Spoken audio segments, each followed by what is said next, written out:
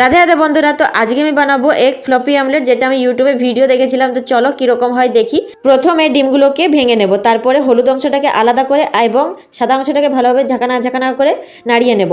যতক্ষণ না সাদা ফেনার মতো হয়ে যাচ্ছে ততক্ষণ আমি সাদা অংশটাকে ভালোভাবে ফেটিয়ে নেব।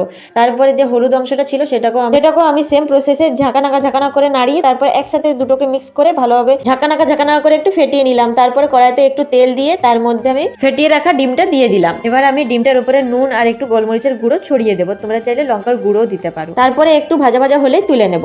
আচ্ছা জানো তো, আমার ডিমটা অতটা ফ্লাফি আমি করতে পারিনি, যতটা আমি ফোনে দেখেছিলাম এত ফ্লাফি জিনিসটা আমি অতটা ফ্লাফি করতেই পারলাম না, কারণ হাত প্রচুর ব্যথা দিয়ে দিচ্ছিল ফেটিয়ে, তো সেই জন্য পারলামই না করতে। যতটা যা করলাম তো সবটাই তোমাদেরকে দেখালাম, ভিডিওর মধ্যেই আমি দেখিয়েছি। যাই হোক, তো চলো এবার খেয়ে দেখা যায়। খেয়ে যা বুঝলাম অতটা খারাপও না অতটা ভালো নেই। ওকে, তোমরা বাড়িতে একবার ট্রাই করতেই পারো। কেমন লাগলো ভিডিওটা অবশ্যই জানো। তো চলো আজকের মতো এখানে টাটা।